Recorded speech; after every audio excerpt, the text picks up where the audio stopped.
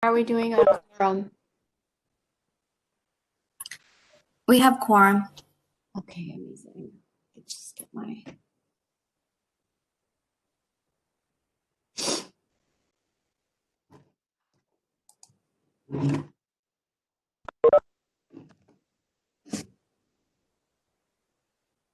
All right, everyone. Good morning. The meeting will please come to order. Can you all hear me okay? Yes. Okay, great. So welcome and happy New Year, everyone, and thank you so much for joining us. So as usual, we're going to start off with our technical assistance instructions for anyone who might be new to our meeting. So as you know, we do have audio enabled for all commissioners, and we ask everyone, the commissioners, to mute yourselves to avoid background noise when you're not speaking. And if you would like to speak, you're welcome to unmute yourself or use the raise hand icon to respond or make a comment. And then to all participants, everyone is muted upon entry, and the moderator will enable audio for participants during the public comment period. And we will call on participants in the order that they've registered for public comment prior to the meeting. And then after those people have gone, we'll call on people who sign up during the meeting. And if you're dialing in through and not on a computer, you can sign up to make a public comment through text, and the number for that is 646-763-2189. If you would please text your name and request to offer public comment to that text number, 646-763-2189, we will add you to the queue for public comment. And then for closed captioning, there's some slightly different instructions. By clicking on the ellipsis ... button next to the chat option on your screen's menu control bar, you can click on closed captioning. On my, I don't know if it's because I haven't updated. Oh, okay. I have two different ellipses on my menu bar. I don't know if people have that, but there's one next to chat, so that's what you would use for enabling closed captioning. Okay. So let's go to the next screen. I just want to make sure everyone got the materials. Commissioners, did you get the materials for today's meeting via email? Yes. Okay. I will assume everyone has it since no one has said no. So we're going to move to the first item, which is just collecting attendance, making sure we know who's here because I cannot see everyone and for the record. So Chuck Apelian, if you just please say here when I call your name. Murad Awade. Eve Barron. Here. Holly Bonner. Here. Amy Braidlove. Here. Mark Diller. Here. Lori Fiorotto. Donna Gill. Here. Anthony Harmon. Jose Hernandez.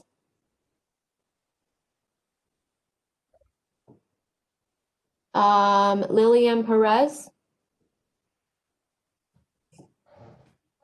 I saw her earlier.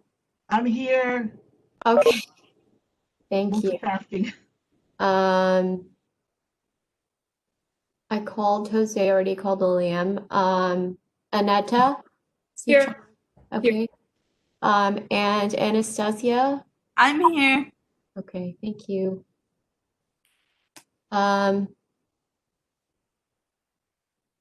Okay. I'm just gonna make sure that the folks who I called on earlier are indeed not here that I may have missed. Is Chuck Apelian here? Change my screen view maybe. Murad. Okay. And Lori Fiorotto. Anthony Harmon. Jose Hernandez. Okay. Jose is here. He may be having some audio issues. Okay. Okay. Thanks for that. So, and for the record, for anyone who is new attending this meeting for the very first time, my name is Sarah Said, and I'm one of the 15 commissioners who make up the Civic Engagement Commission and also the chair and executive director of the commission. So the next item on the agenda is approving the minutes from our last meeting in December. Are there any additions or corrections to the minutes presented?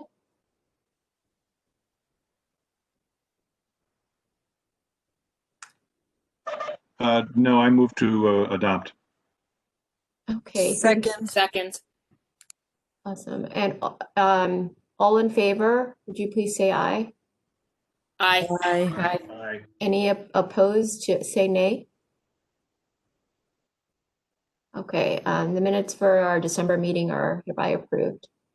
Okay, we're going to move next to the program update section, and we'll be turning to a more focused conversation on the methodology amendment that we started up last time. And since the last meeting, we did have smaller meetings with many of the commissioners to go through the amendment in more detail and take suggestions on the language.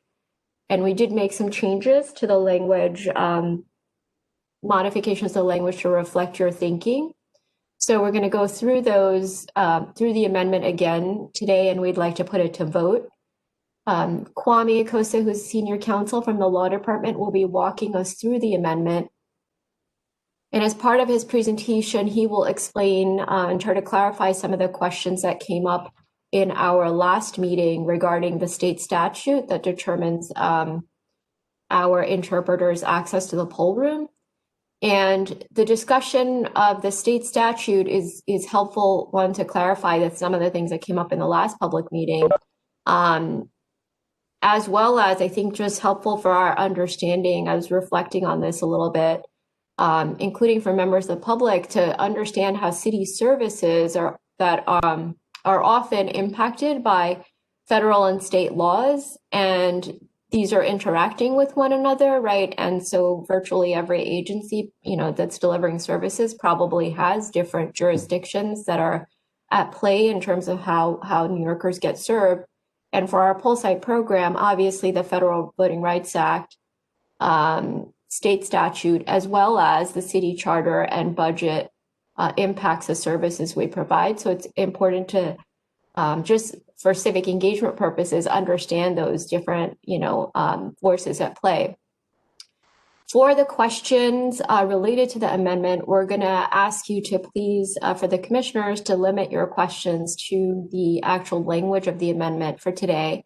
And questions on legal matters, if you could please bring them for later discussion with the staff. So I'm going to turn now to Kwame for your presentation. So you're on, Kwame. Good morning. Good morning, commissioners. Thank you for having me again. It's good to see all of you. So I'm, as Chair Sayed mentioned, I'm here to give an overview of the amendments that are before you today. And the amendments contain 3 changes, basic changes to the Commission's poll site targeting methodology.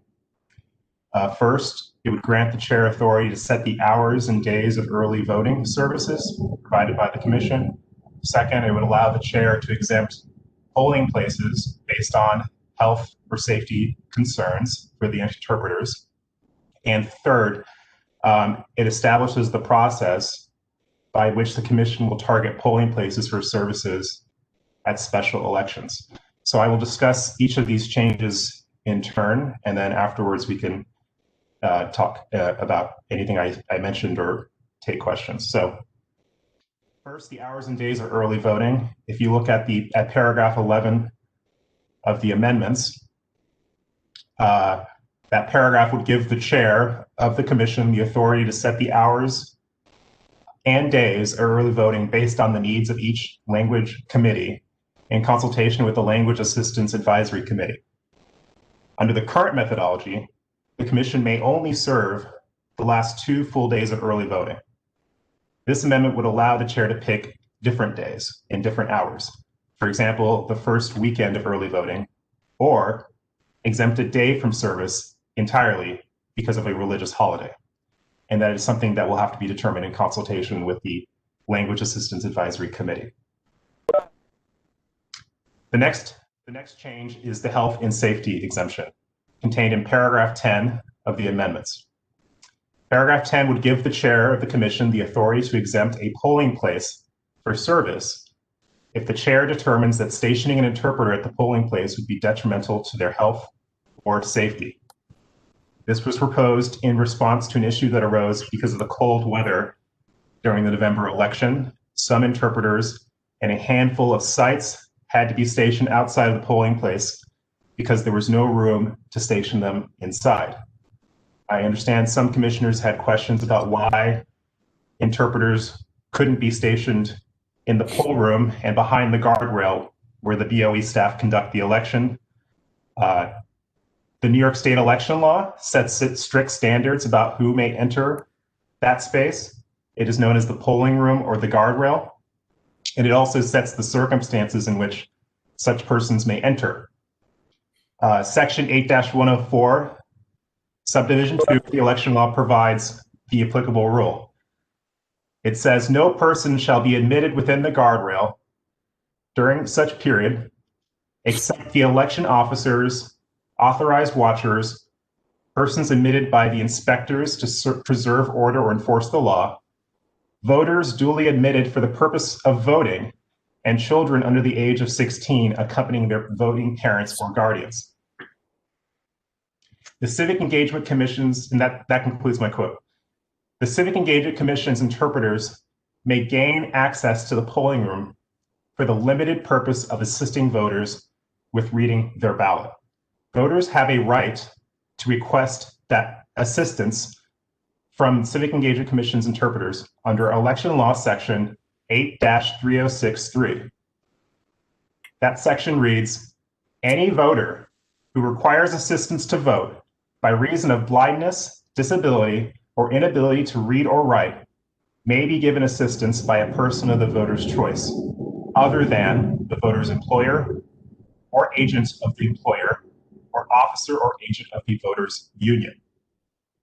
Taken together, the CEC's interpreters may gain access to the polling room when assisting a voter, but may not be stationed in the polling room when not providing such assistance. That is why the CEC stations its interpreters in the hallways and rooms outside the entrance to the polling room.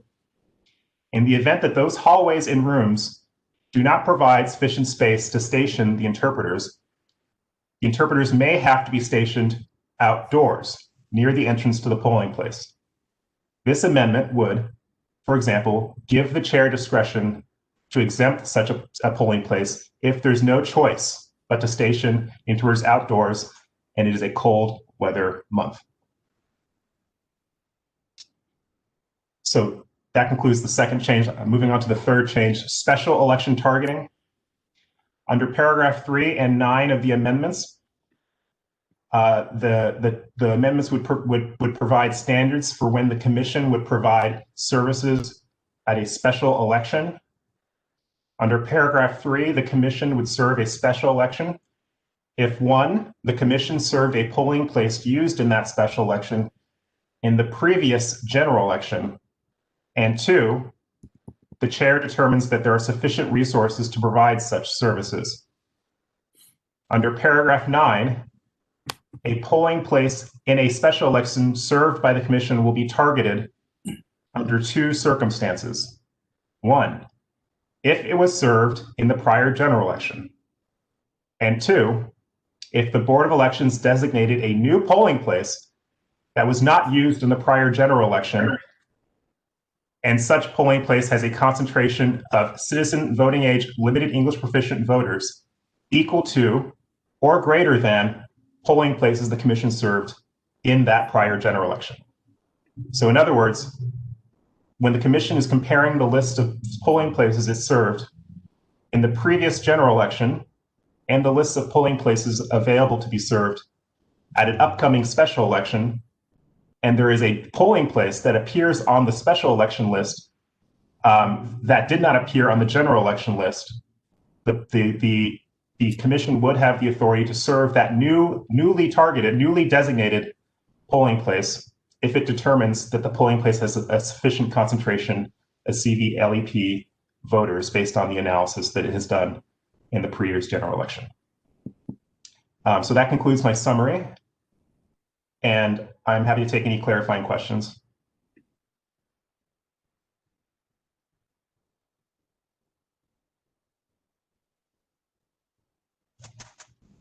I guess not a question, just maybe clarifying question, comment.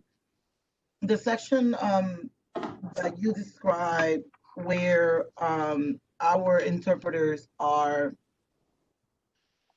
for lack of space, situated outside of a polling site. I just want to clarify that they are, if inside of the building, they are, there is space right outside of the main polling site, where usually mostly the security or the police officer is usually in that area. Is that where is normally there's a desk for an interpreter right by the entrance of the polling site, but oftentimes it's inside of the building, not outside of the building? I can't speak to some of the operational details about where the tables or the stationing takes place, but it is my understanding that this is a rare, it is actually usually the case that the commission is able to find space just outside the polling room in entrance, and that there is, under certain rare occasions, the polling places don't have enough space in those hallways and rooms just outside the polling room. But others at the commission perhaps could clarify that.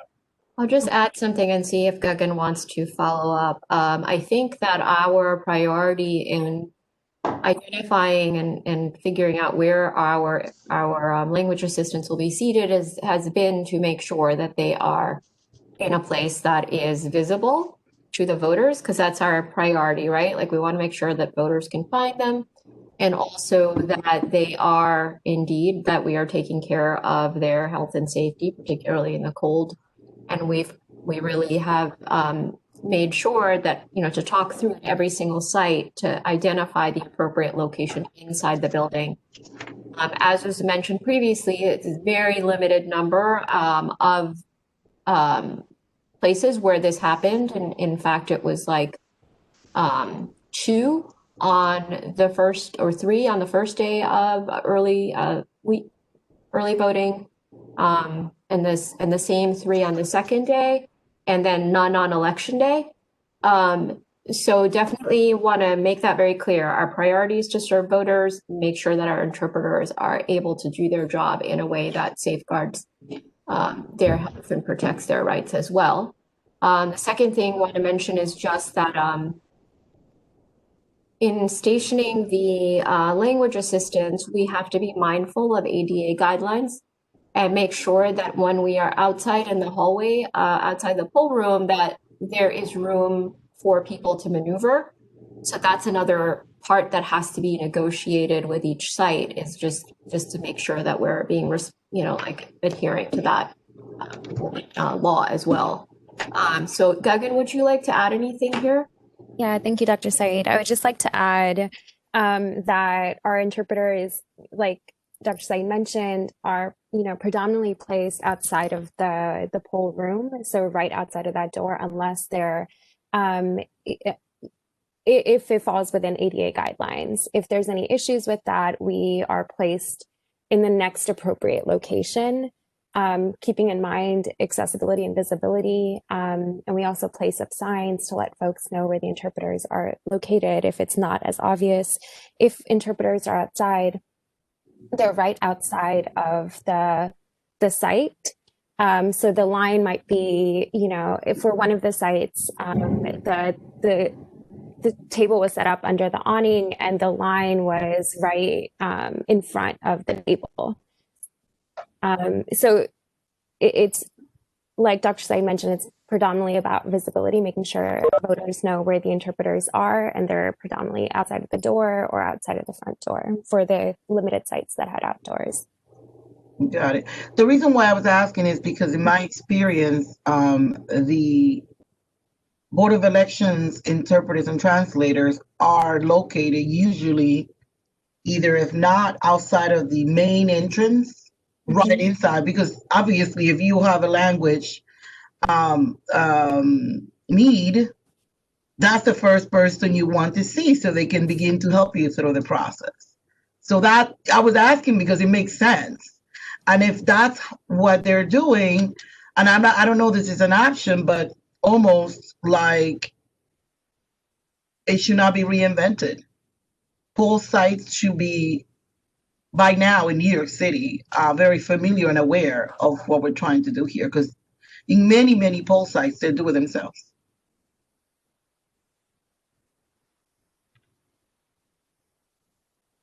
Absolutely. Thank you for that. Thank you for that comment, Lynn.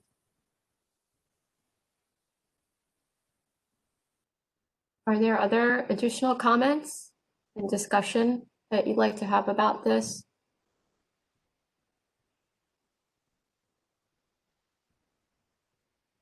Mr. Dillon? Yes. Thanks. Am I reading paragraph 3 correctly, that it still operates to prohibit the offering of services other than under the circumstances that it describes? In other words, if the chair had resources and the desire to offer services at a place that did not meet the criteria of paragraph 3, this would prohibit the chair from offering those services at that location. Am I reading that correctly? It is true that in order for a special election to be served, both of those criteria need to be satisfied. So there needs to be at least one polling place used in that special election that was also used in the prior general election, and the chair must also have determined that there were sufficient resources. So that is true.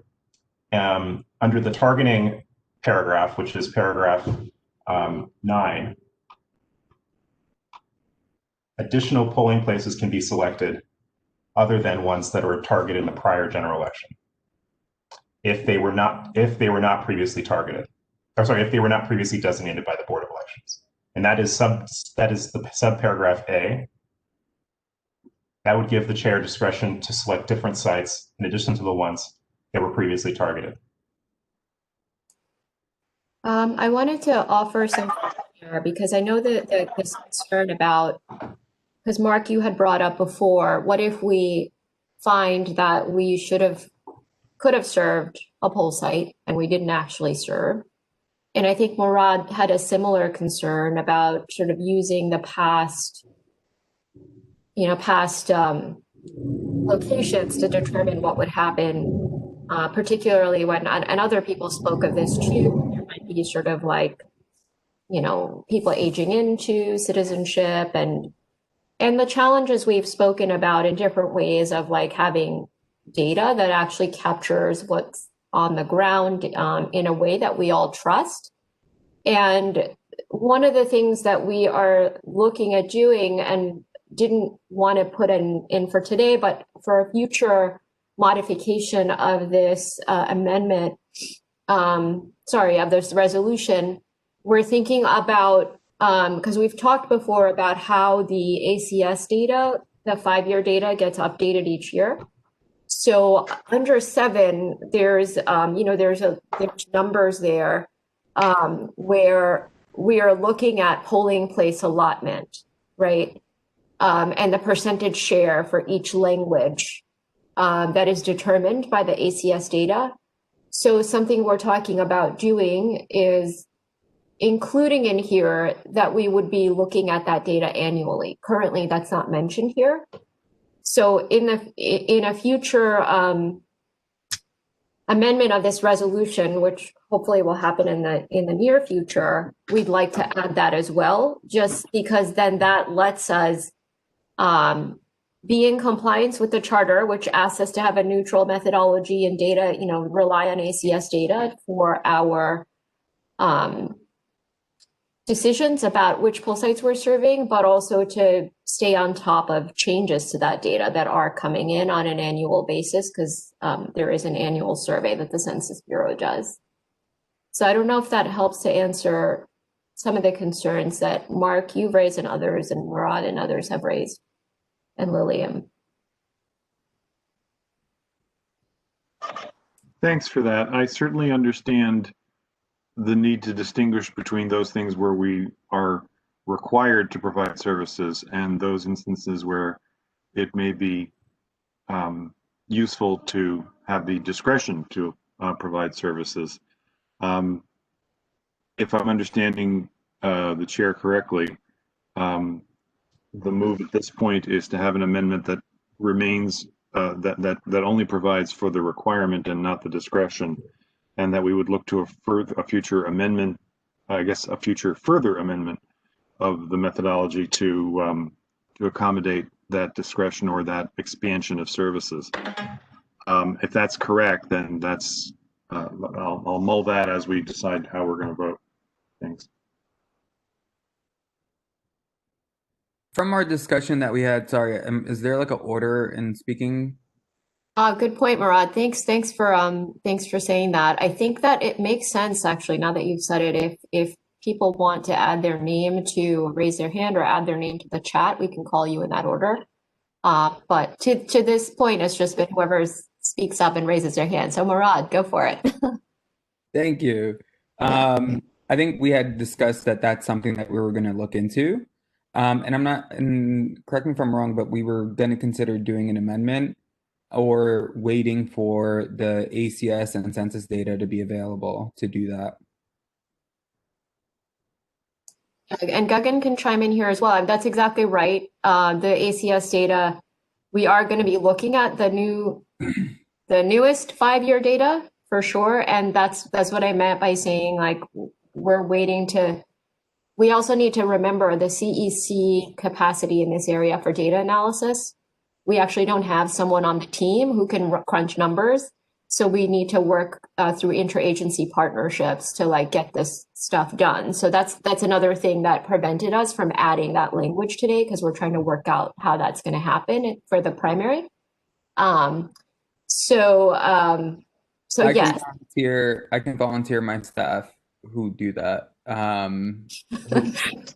Who used to work who did the first round of. That's right. That's right, Asher Ross. Yes, I love it. Asher Ross I will volunteer him. Thank you. Yeah, we miss Asher.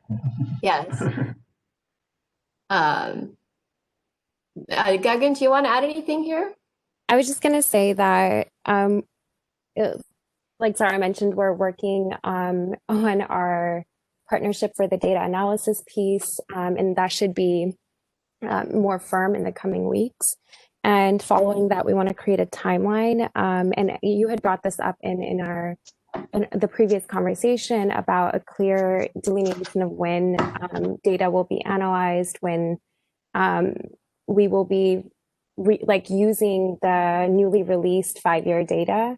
So we want to create an amendment that clearly outlines the timeline for that analysis. But that'll is something that'll come in a future amendment as we firm our partnership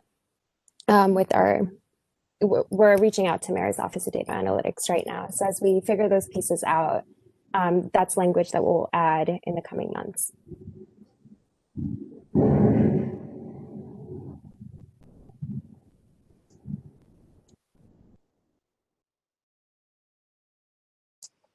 Did anyone else want to ask any questions or offer thoughts for discussion?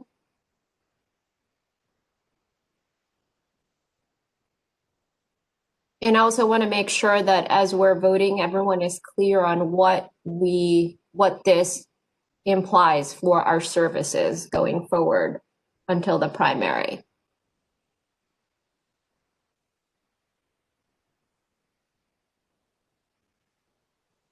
Which perhaps I ought to spell out, or if someone of the commissioners would like to spell out. Can you spell it out just so that it's Yes. not my subjective Yes, view of it? Yes, of course. Yeah. So what we're seeing, and this is, just because we are faced with a situation, and why we needed to do this actually is that we're faced with a situation in which we have multiple special elections coming up, and our methodology does not give us a clear process for how we choose which specials to serve in when there are many of them, given resource constraints, which are very real.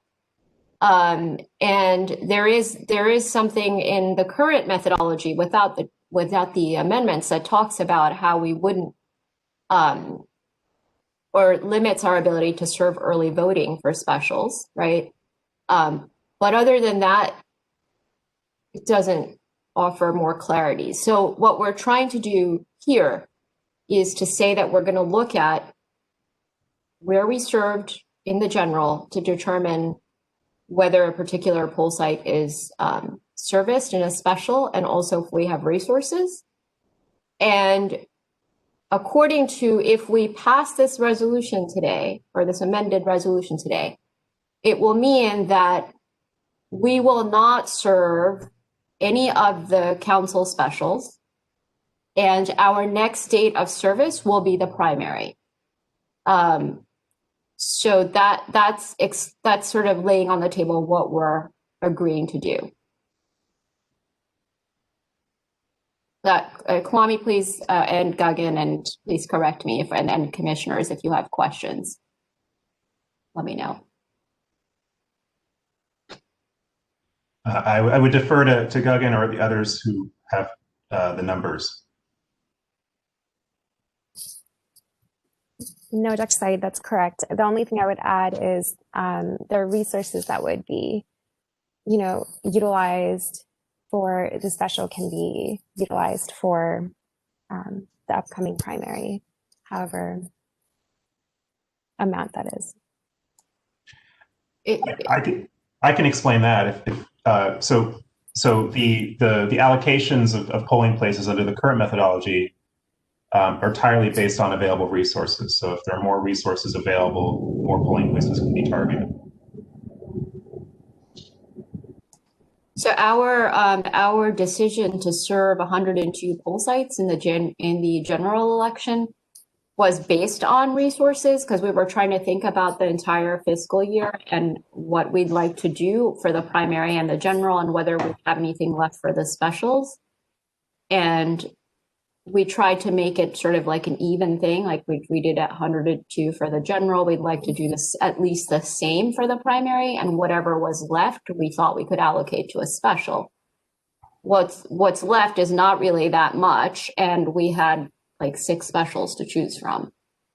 So right now, the few poll sites that could have been served will just be added, which is, it's really not that much. But the thing, I think there's a bigger sort of point to make here, which is that, you know, in the upcoming elections, ranked choice voting, right? And it's a really critical election year.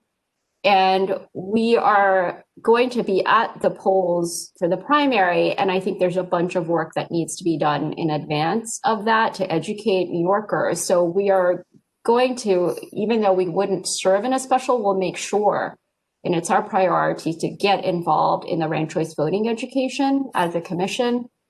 And we will obviously be working, you know, with the Board of Elections to update our own interpreter trainings, making sure that we're providing, you know, plain language messaging and translations, and also exploring and talking to Democracy NYC, the Campaign Finance Board, about how we get out there with the messaging, and partnerships through currently even talking to Queens BP about working on a training with community boards. Again, in partnership with, you know, with other agencies.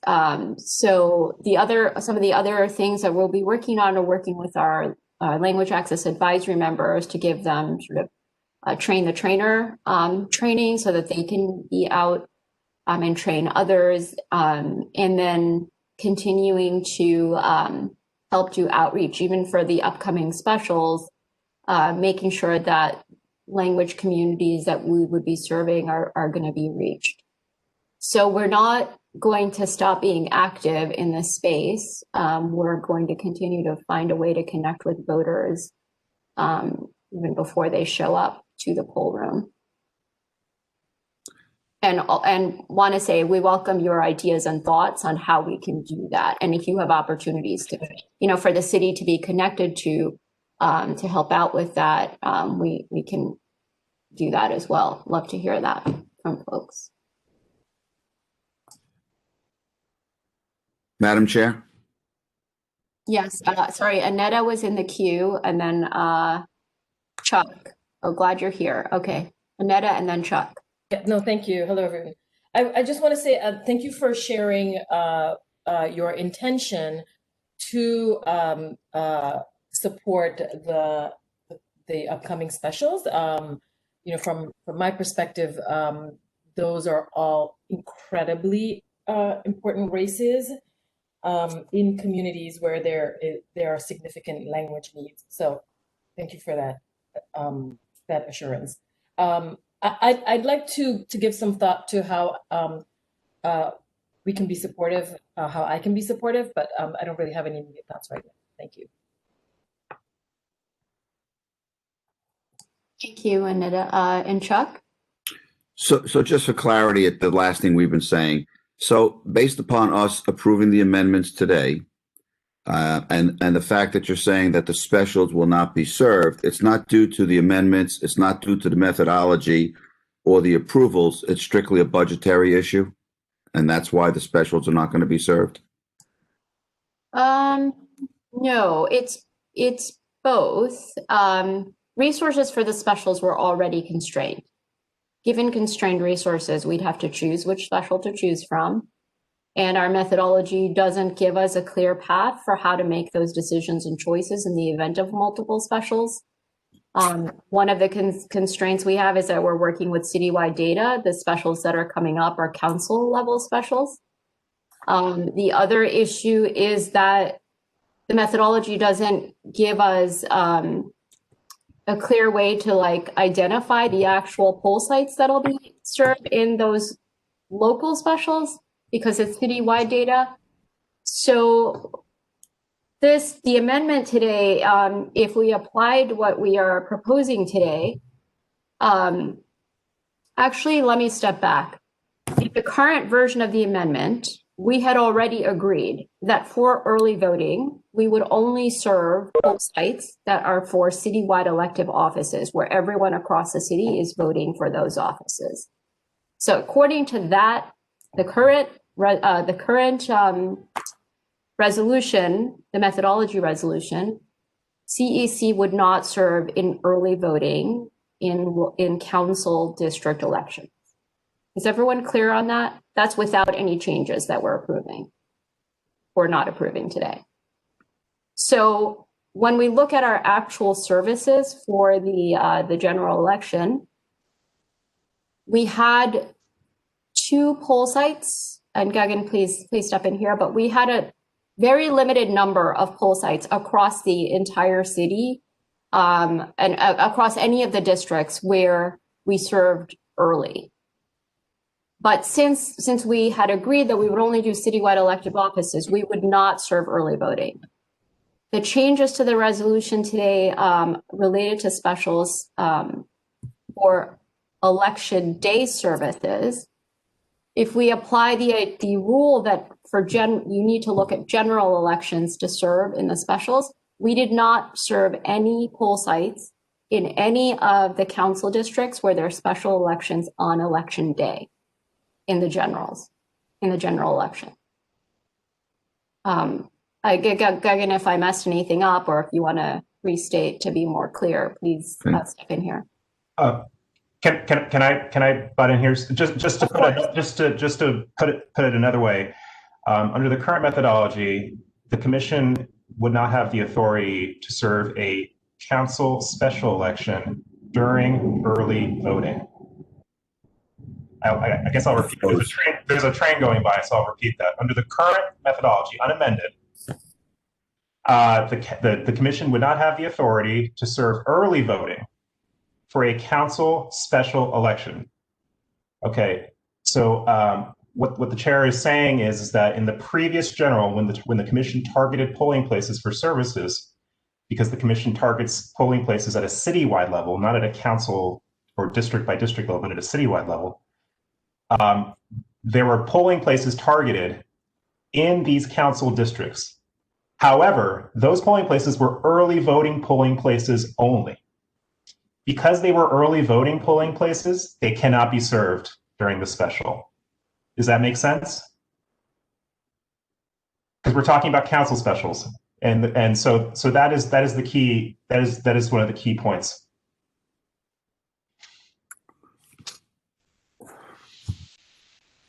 I don't understand why we're delineating an early voting site versus a primary day site as far as an area being served. Oh, sorry, I don't think, can you rephrase your question, Chuck? I'm sorry, I'm not following it entirely. It was just stated that the reason we're not targeting these in the specials is because they were only used during the general election for early voting, not for election day. And I'm saying, why is that being segregated? Because the early voting sites on election day are, we had to pick different sites, like they're not all the same, right? So our methodology, we went with about 25 early voting sites and had more on election day. I think I just understood. So an early voting site may not be a typical poll site because they're located elsewhere. Okay. Exactly. And they cover bigger geographies. They serve far larger geographies. There are far fewer early voting sites relative to election day sites. Now I understand. Like in South Brooklyn, there's by me, there's 2 that serves 3 different communities, right? So 2, like Sunset Park has one at OOPH, and that's shared between half of Bay Ridge, and then Diker Heights and Bay Ridge and parts of Bensonhurst have one in the most southern end of Bay Ridge. So while your polling site may be like a block or 2 away from you, the early voting sites are incredibly far from where you normally vote. It's, I mean, the same. And there's a lot less of them. Sorry, I cut you off. Can you repeat what you said, Murad? No, I was just saying that there's a lot less early voting sites. Yeah. The small number of sites also allowed us to serve more than one language at these sites as well, because it covers a bigger geography, so more language communities.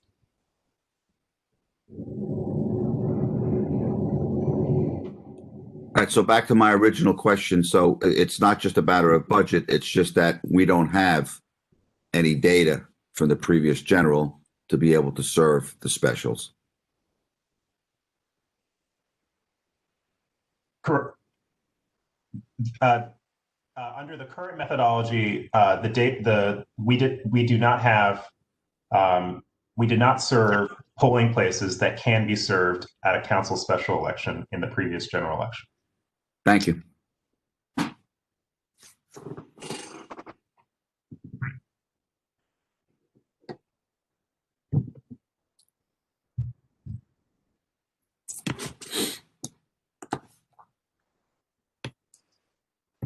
Other questions? Yeah, I just wanted to ask, it's Amy Breedlove. Did we get any data in terms of the usage of early polling sites versus the general election on the standard day? I'm sorry, I'm struggling with the language a little bit.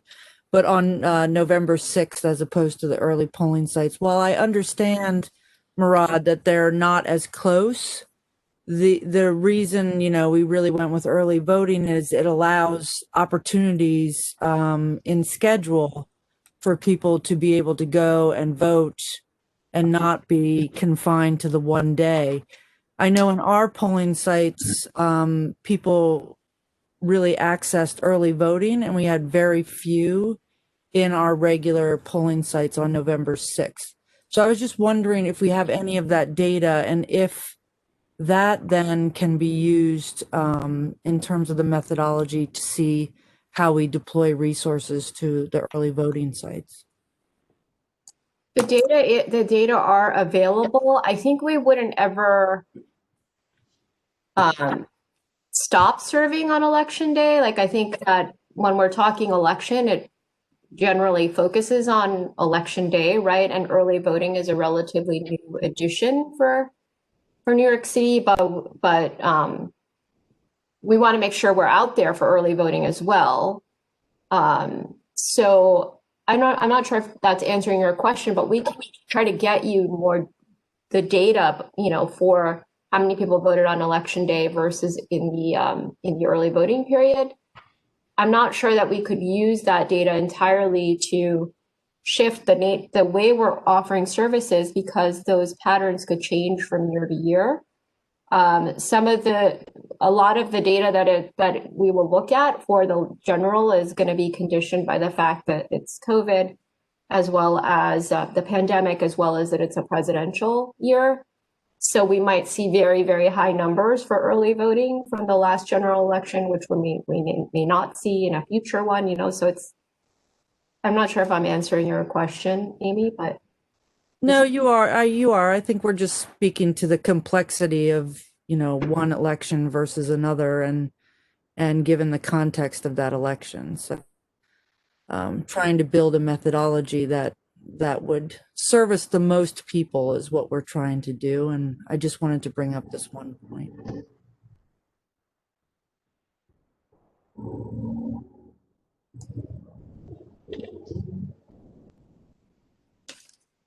Rob, you look like you want to say something.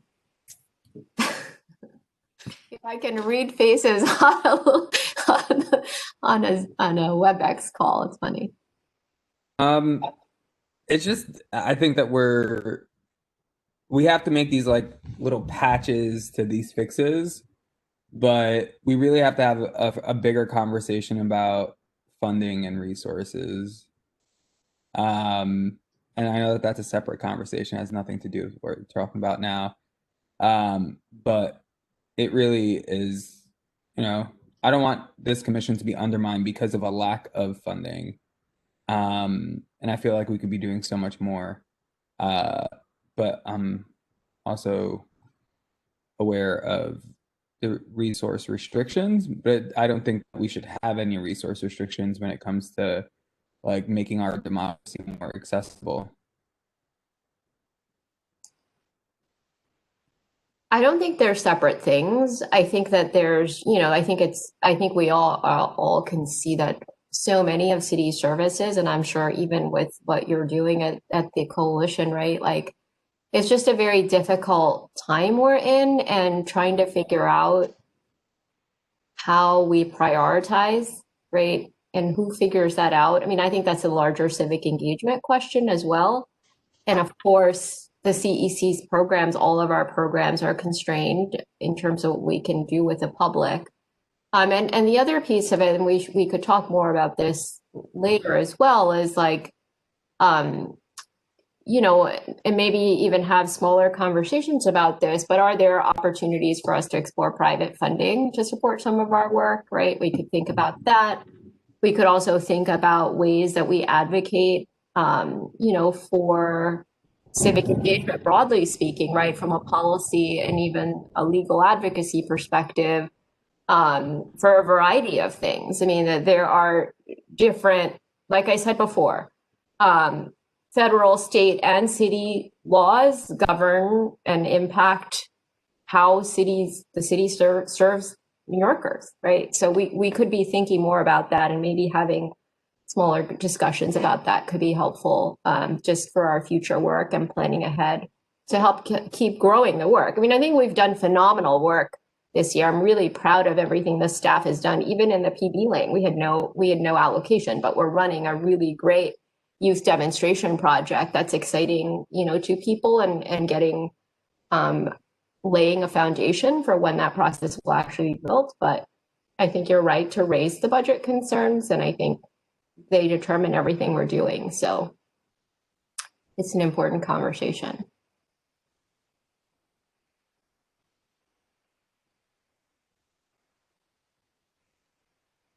Anyone else want to say anything about the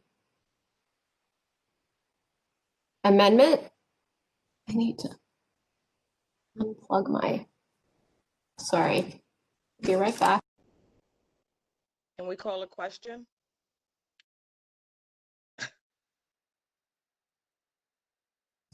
Yes, of course.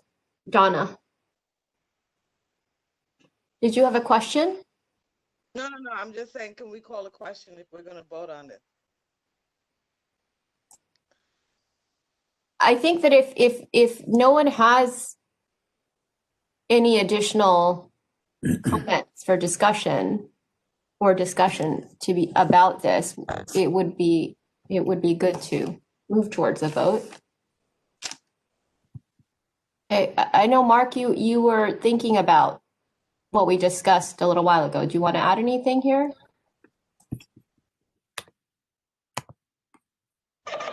I'll take that as a recognition to speak. So thank you. Yeah, I still think that we should, at some appropriate point, expand the discretion.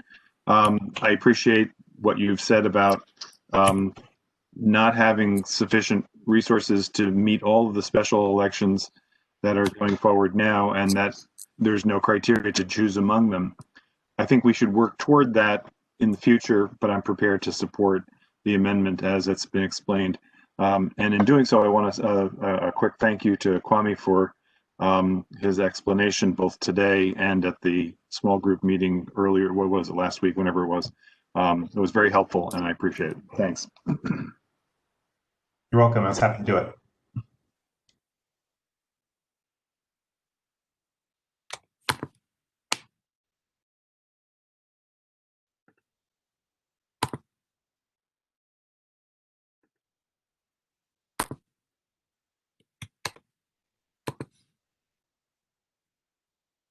Should we put a motion on the floor? I move to adopt the amendments as presented.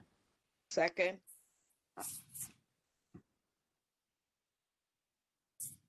All in favor, if you could say aye. Aye. Aye. Any opposed? Aye. Thank you. Any opposed, would you say nay? Okay, hearing none opposed, the amendment to the methodology is hereby approved. Thank you very much, everyone, for that.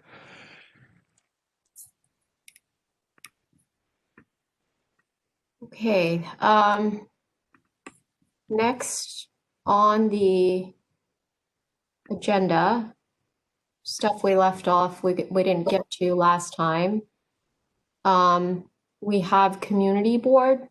training opportunities and to just give you an update on where we are with that. So, Andy, are you on the call? Yeah, I'm on. Okay, There. you wanna share a little bit here of what we've been doing? Sure, absolutely. Good morning, commissioners and staff. Happy New Year, many blessings. Just a quick rundown. Just want to update the body.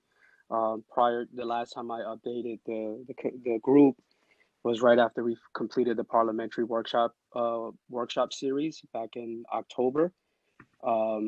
Since then, we developed a really nice partnership with the Office of Administrative Trials and Hearing, where they conducted 2 workshops on conflict resolution, which was held back in November, and then the second workshop was held back in December, or in early December. We had a total of 117 community board members attend those workshops. It was an overall success. Most of the board members who attended the workshops and district managers and chairs thought that the information that was shared by the OAF facilitators, they found it to be extremely helpful, and really looking at how to deal with conflict and how to manage conflict within their community board meetings. So that's another series that we're looking to relaunch, hopefully by early or mid-spring. For the new year, we really want to focus on some of the first workshops we want to really focus for the new year are really centered on land use. We developed some really nice partnerships with a number of groups that we're looking to do some of the trainings on land use. From the needs assessment that we held back in the needs assessment report that we held back in the summertime, one of the biggest requests from district managers was that there be a basic understanding of land use. That's something that they felt that the Department of City Planning hadn't really provided in a very long time. So just very basic understanding of land use jargon. So understanding, a rezoning a community from a manufacturing to a residential, like understanding what's an R7, FAR, understanding how AMI is also conducted, or rather how AMI is negotiated between the city. So simple jargon. So that's something that we're looking to have a basic 101 on land use training. The other piece that many district managers had shared with us was a basic understanding of community land trusts. So we're looking to have a community land trust workshop, hopefully sometime around we're looking to see sometime around maybe mid-February to have those workshops ready. So we're very excited about those 2 partnerships that we have, and really looking to get these workshops off and running in the next couple of weeks for the community boards. In terms of the parliamentary rules and procedures, we're having ongoing discussions with the parliamentarians of Metro New York. We have a number of workshops that we're discussing to have for the springtime as well. So we have some really exciting, good content that's coming down the pipeline for community boards, and so I'll continue to keep commissioners abreast on those developments. Any questions? How you doing? It's Jose. I want to thank you, Andy and Sarah, for helping me connect with my community board during the pandemic. I know you helped me reach out in October. Unfortunately, I have not been able to attend any of their meetings because they have like a real sensitivity issue going on as far as accessibility. They send out they send out a PDF that's a copy of a copy of a copy, doesn't have any accessibility in it. And they send out the Zoom information or the virtual information for that meeting, and it's a string of 30 characters. Sorry, I'm having technical difficulties with my camera, but I'm a person with a physical disability that has limited movement in my arms, and typing 30 characters correctly can be difficult, if not impossible, for people with upper level mobility issues, or CP, or whatever the case may be. And going on to the training. I can reach out to Cedric and find out if there's any way that we could help out with their Zoom meeting information.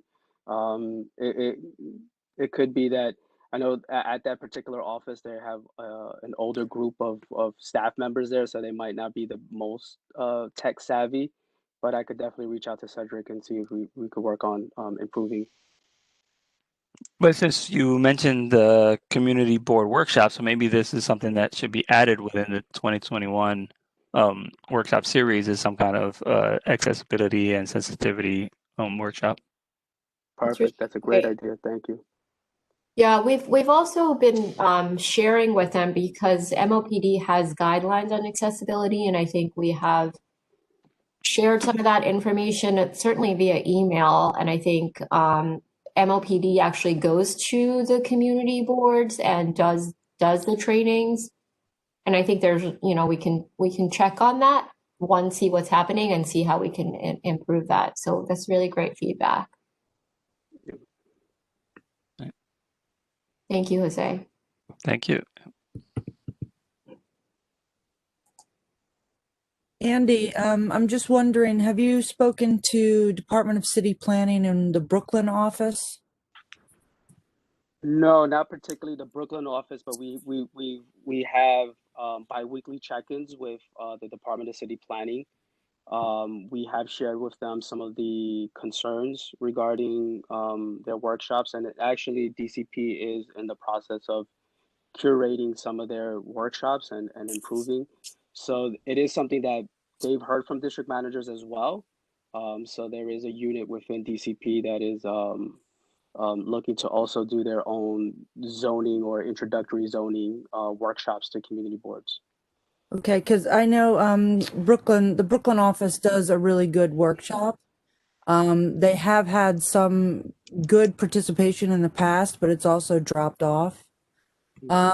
I'd also like to say that if we are going to engage in land use issues on this commission as part of civic engagement, to look to the LA County Zoning and Planning Department, who does a lot of outreach to community members. So it's not just the community boards who need to be aware of land use issues, but the general public, who are often shut down in these meetings because they do not speak the language, and it's hard for them to engage in the conversation because of that.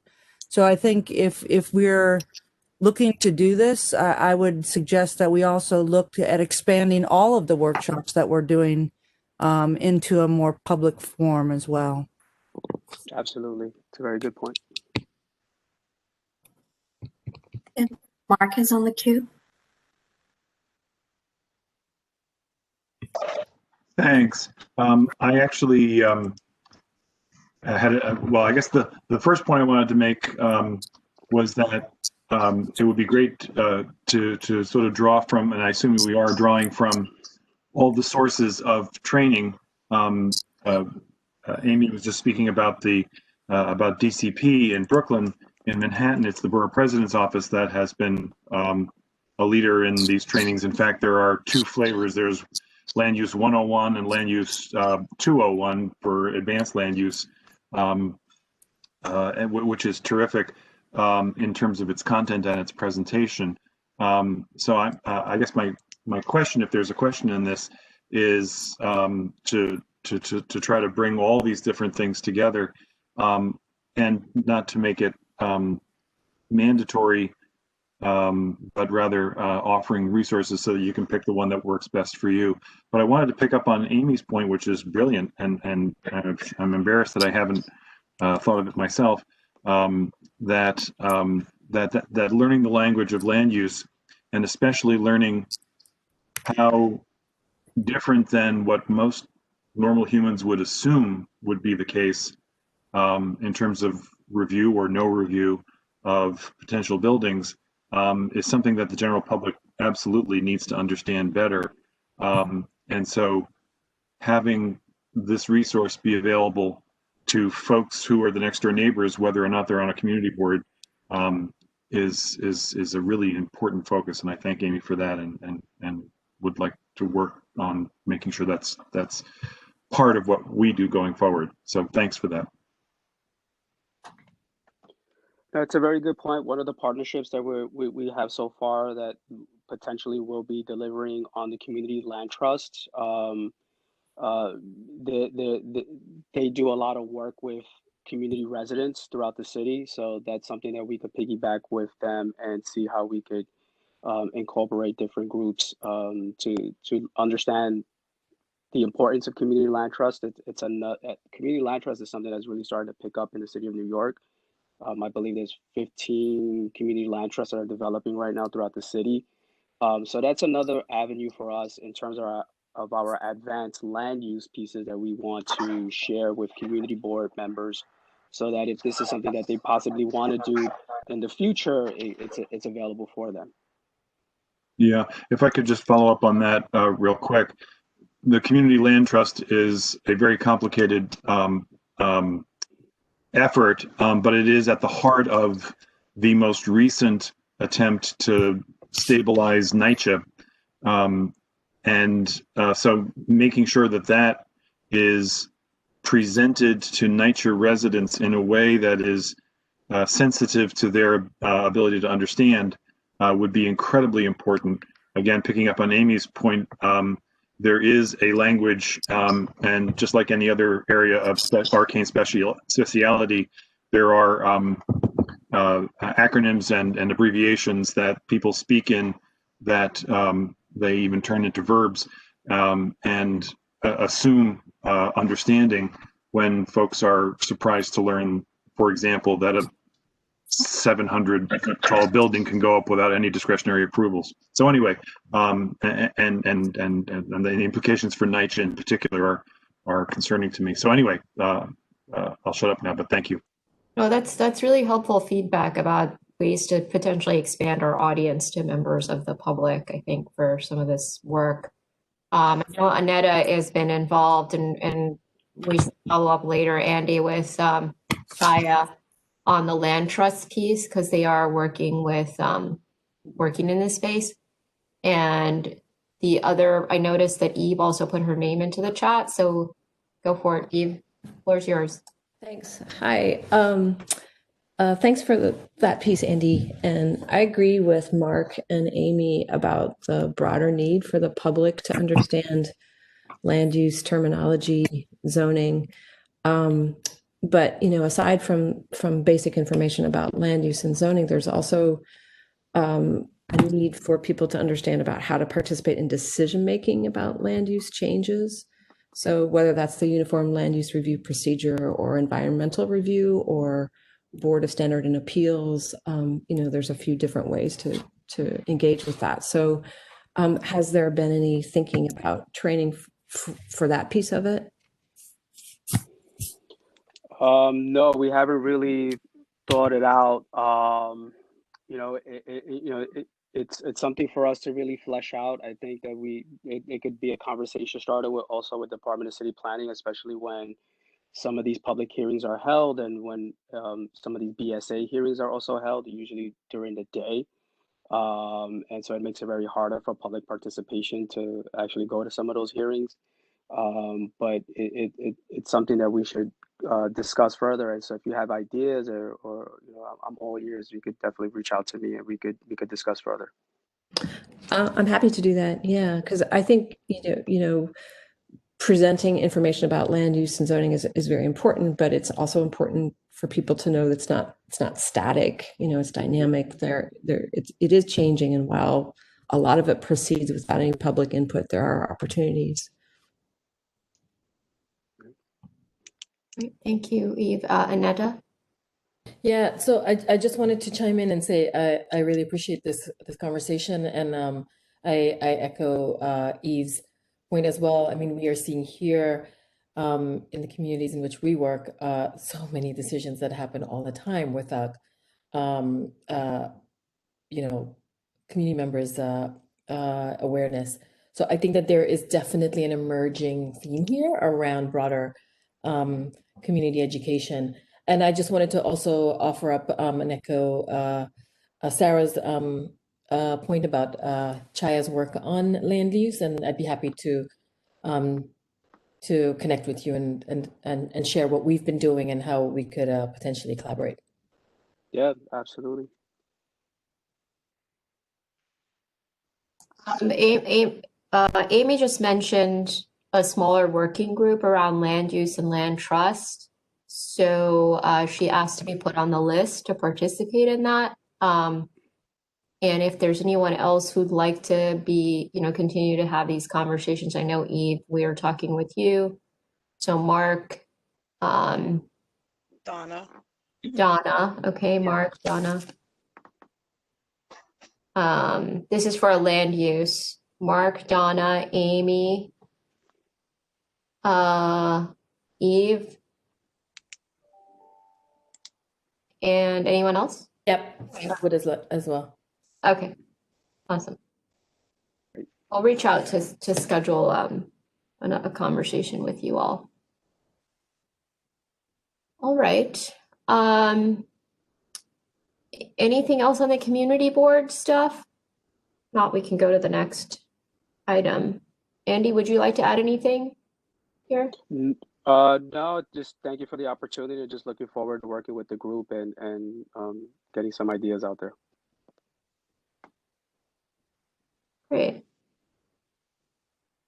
Okay, so the next thing is the values framework.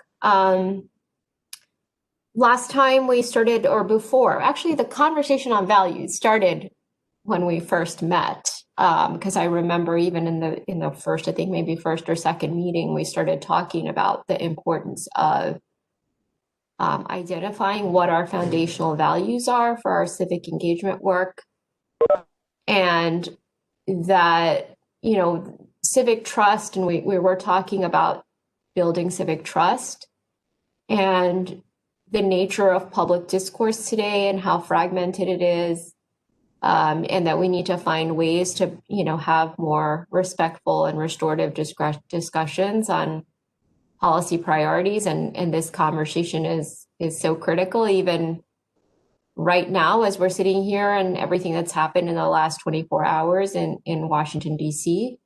But just being able to create a civic engagement that facilitates, building bridges across divides and respectful conversation. And sometimes what is breaking down the conversation is a profound disagreement on values and priorities. Like, what is the most urgent commitment that, we all share as a community? And this comes up in various public policy debates, including, healthcare coverage, for example. Is that, do we all agree that it's everyone has a right to healthcare, or is healthcare a privilege, or is it an individual's responsibility to get healthcare, right? And people often explicitly avoid discussing values because of the potential for conflict, because oftentimes people have values that they hold very dearly. And as a commission and the team and the staff felt it was important to create a values framework for our work. And we also, through this process, want to model a deliberative process where we discuss our personal and shared values explicitly among ourselves and with the public. And the Participatory Budgeting Advisory Committee went through a similar process to identify principles that would ground citywide PB. We had shared that with you before.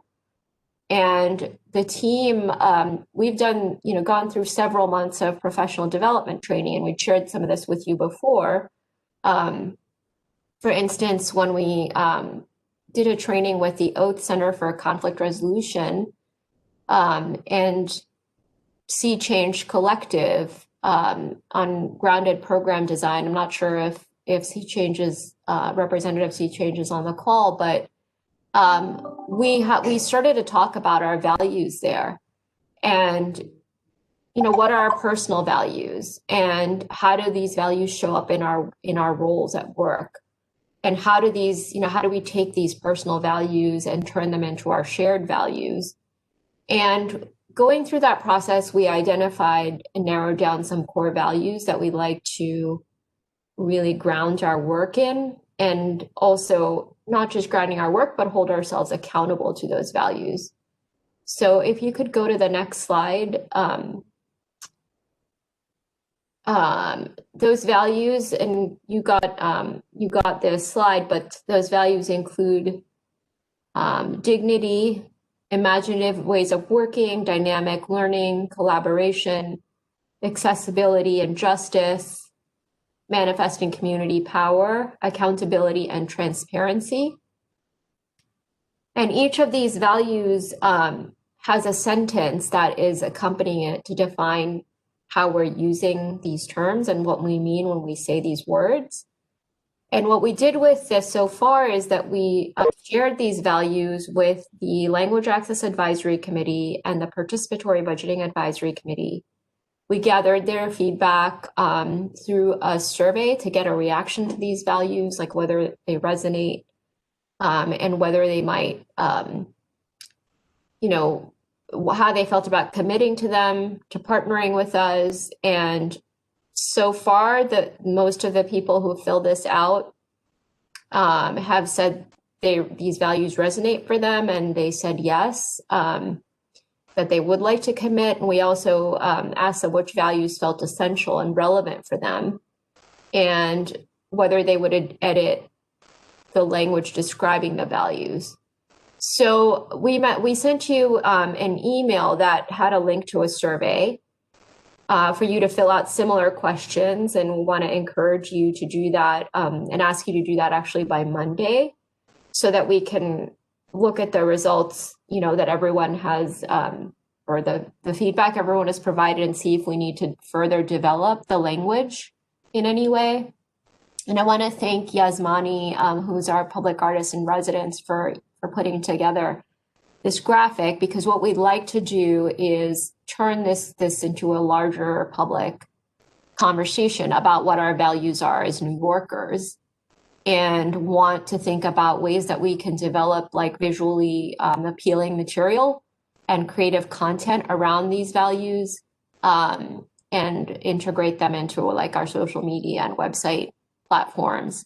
And really it's moving towards like thinking about what is a Civic Engagement Commission's identity and our brand identity, and want to try to do that, you know, ahead of, as part of our New Year, you know, initiatives, and setting the stage for also some of the work in the Public Artist Residency Program as well, and other community engagement that we'll be doing. So we will resend the survey, Amy, for sure, right after this, after the meeting, as we usually do. We'll send out, you know, whatever we discussed, and remind you all about completing the poll.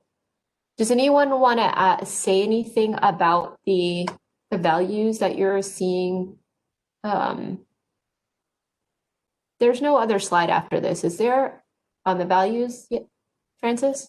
It's just No, this is it. Okay, thank you. Eve said the graphic is terrific. Yeah, it's beautiful. I love the graphic, and I was looking at it prior to the meeting. I'm just trying to understand the use of colons on imaginative ways of working and accessibility and justice. Hi, it's me, Yasmani, who built that graphic, and it's actually a little bit of a typo. I'm sorry that I left those columns behind. In the original way that I had set up that visual, they all had it and it connected, but now it doesn't. So I'm sorry for that confusion. Yeah, okay, great. So they just need to come out like the others. That's right. And then I was wondering about listening, because we all work in with the public and with each other. And you know, everyone talks about, well, I have an opinion. And it's about being heard. And I think one of the skills that we all really need to practice is listening.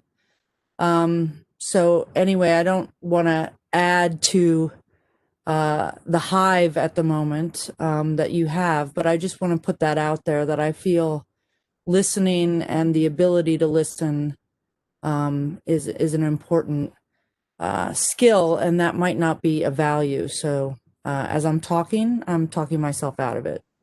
No, I think what you're saying is really important, and it might be worthwhile as you're completing the survey to look at the sentences that we're that we put together to define some of these values and see if that can be integrated, because I think listening is listening, and listening well, and listening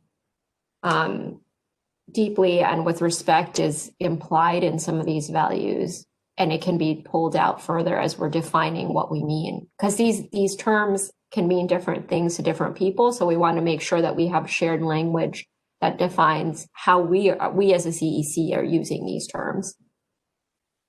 Dr. Said, this is Leslie. I just wanted to affirm, Amy, what you were sharing in the statements for dignity. As a team, we had come up that we would celebrate the inherent worth of all human beings by creating processes that center relationship building, intentional listening, and care. I think to your point, like listening not to respond, but listening to hold, and to, in particular, thinking about how we gather, the intentionality of the ways that we make sure that there's inherent accessibility, and thinking about how we invite people into spaces with us is one of the things we're thinking about as a team for a number of our public facing initiatives for this year. So I just wanted to let you know that that's certainly at the center, and would love to hear other areas where you have thoughts about feedback in this, where we definitely want to make sure that it's we're anchoring the work in ways that resonate and feel like a living document for all of our stakeholders. Thanks so much for that, Leslie. And I also want to just take a moment to really highlight and acknowledge all the work that Leslie has done, not just with the values, importantly with the values, but staff development overall. A lot of the training work we've done has really been shepherded by Leslie. So thank you so much for really spending so much time and thought and care in all of this work.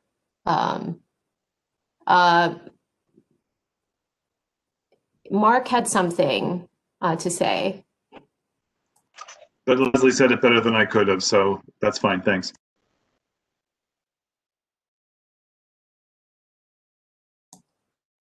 Okay. What we'd like to ask you to do, as we said, the commissioner survey feedback is requested by Monday, so we'll resend that to you. And then we will take the feedback from you and the other committees and see if we need to further tweak this. We'll share it out with you again. And then we try to move forward, towards some of the establishment of a visual identity so that we can be ready for public sharing. So next on, Holly has your hand up. Sorry, I didn't see that. I was just wanted to piggyback off what Leslie was saying. I think the term that you're looking for is active listening. So that is something that social workers and chaplains alike use quite often. And it's a combination of talking and listening skills, but it really has a focus on empathy for your fellow human being or the person that you're speaking to at that time. So I think that that's the term that you were looking for as you were describing the importance of listening.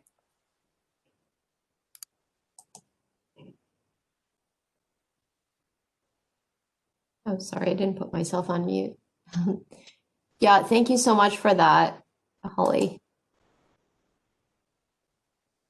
And change management. There's a good chat going on. I'm trying to multitask and pay attention to it. Would anyone else like to make a comment on the values at this point? Donna, actually, Go for it. with Amy and Leslie's point about listening, I think having it in the description is fine, but I think we also need to have one of the bullets say listening, because dignity, though it entails, and it's in the sentence it says that we're listening actively, it doesn't really give an actual visual of listening, because a lot of people feel that you're not really listening to them. We're talking at them or talking to them, but we don't really listen to them. And I think to have listening as one of our goals shows that we are going into the communities, getting information from communities, and actively doing the work based on what the communities have said to us. So I feel like listening, Amy talked herself out of it, but I feel like listening should be a bullet in there so that people know that we are hearing you.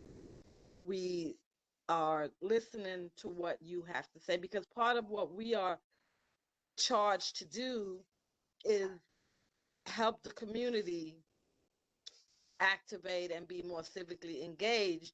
And how do you engage someone without listening to what they have to say?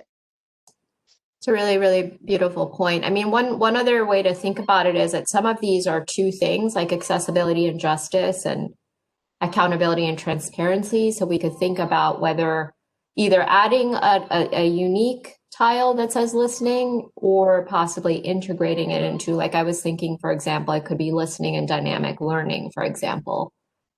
Or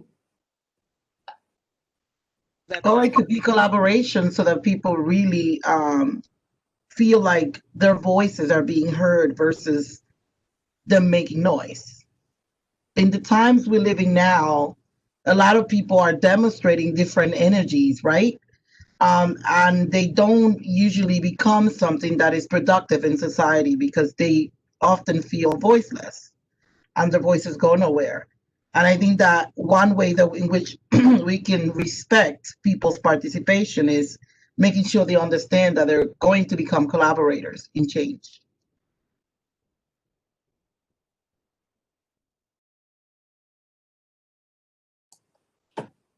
Thank you. And I have to say to my fellow commissioners, I feel very heard and listened to on this point.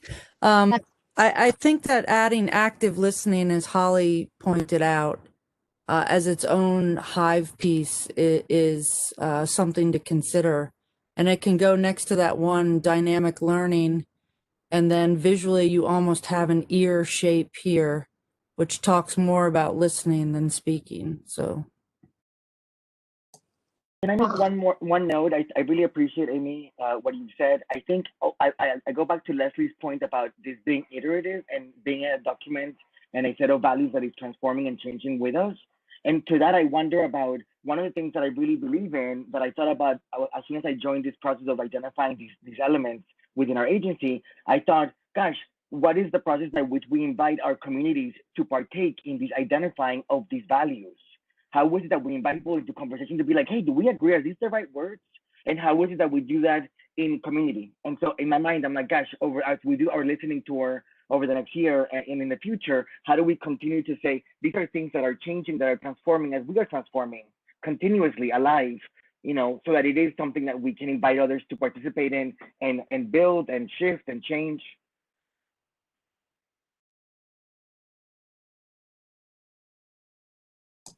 I don't know, I guess through community forums and hearings. I mean, that's the only format that I've seen this body organized. Well, we can explore other opportunities, particularly now in a virtual environment, I think. And Yasmani will talk more about what we're planning for the coming months.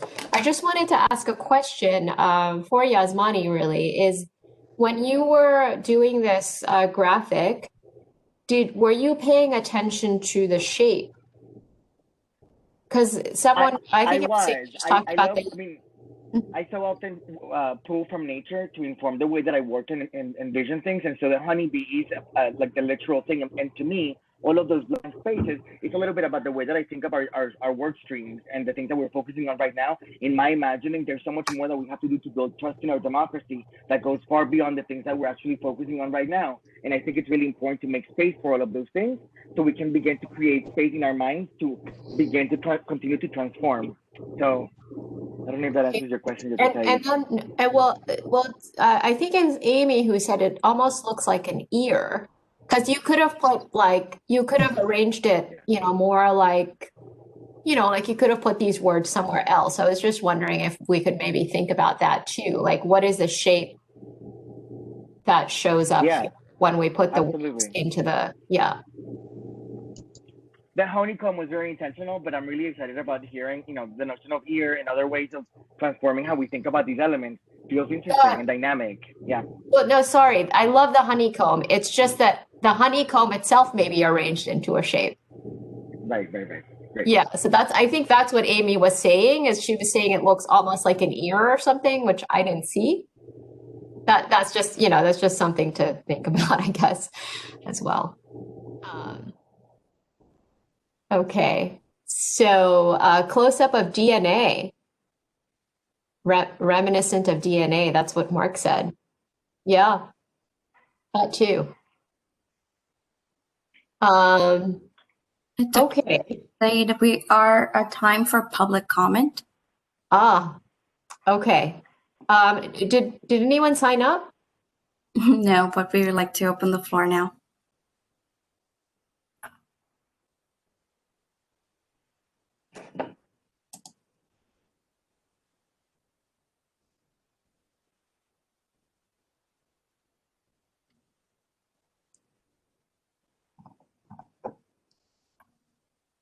I think if as people might be contemplating whether they'd like to offer public comment, we can also use the few minutes that are left of this meeting to just have Yasmani go through very quickly about the proposed project that he's working on, because we meant to do that last time as well, and I'm sorry I was not paying good attention to the time. So if you'd like to make comment, please raise your hand or text if you're on the phone. In the meantime, as we're waiting for you to let us know that you'd like to make a comment. Yasmani, could you please go through your proposed project quickly? That's right, Dr. Said. Thank you so much. One second, sorry. I think Holly made a comment on the design of the values piece. Thank you for that. Yeah, background color is too dark. Yes, okay, we will definitely, someone who's legally blind, it's difficult to differentiate the colors due to the background. Very helpful feedback. Thank you so much. Yeah, thank you so much. I appreciate that as well. All right. Yeah, so I guess moving to Yasmani's piece. Yeah, thank you so much, Francis. Hi, everybody. Thank you so much for giving me a little bit of time to share with you the super exciting work that I've been developing over the past 5 months now. I found at the very beginning of my work with the agency that there's 3 things that I assume that's critical. The first is that people don't know we exist. So if people don't know we exist, how can they support us? I keep thinking about the notion that our people are our resource. And it is incredibly important that we actually tell the story of who we are. And when I showed up to participate in the work of the agency, I realized very quickly that we didn't really have a storytelling tradition. So for me, it's been a really critical aspect to think, gosh, how do colors and the way that we present our story, how does that influence the way we invite people to join us in the work? Eventually, I learned a lot along the way that I would love to share with you all, but there's not enough time today. But a huge part of my learning had to do with the fact that language gets in the way of our work, participatory budgeting, civic engagement, all of these words that when you get to translate them to 10 official languages of New York City, it's muddy and it gets complicated. And so what is the simplest way of approaching our work? For me, is to create a vocabulary that feels available and accessible to people. And so centering the notion of people across all of the things that we do, as the People's Commission, which is the way that I think about what we do. We're the only agency in the city with a mandate to build trust in our democracy. And I think that's enormous and huge and important. And so in my trying to build a project that could fit within the parameters of the time that I'm spending with the agency, I thought, gosh, how about a mobile unit? And what if that mobile unit is a yellow school bus? And what if that yellow school bus is completely transformed in the inside so that it's a mobile community center that allows us to meet people where they are, literally? It becomes, in my mind, we can use this mobile unit to respond to the things that are being named by the youth in our PD process with the youth. One of these things that has come up recently, which I really appreciate, is that the youth have identified mental health as one of the most critical aspects of what they're dealing with right now. And speaking with Dr. Said, I was like, gosh, what if the bus can support mental health, awareness, education, resources, and how is that connected to the notion of creating education and delivering the vaccine as we're dealing with COVID over this year. I don't know, just the notion of creating something that is transforming and that allows us to meet and go places and meet the people we're meant to be meeting. I also think it's important to name that the press release that announced that the Commission of Civic Engagement existed in the city of New York included the notion that we were supposed to have a listening tour. That listening tour still has not happened. And so to think about something that is on wheels, that brings resources, information, activities, culture to places that have been hardest hit by COVID could be a tremendous way of saying, hey, here we are, and we're here to partner with you. We're in a process of growing, of identifying who we are as an agency, and we're meant to be connecting with these communities.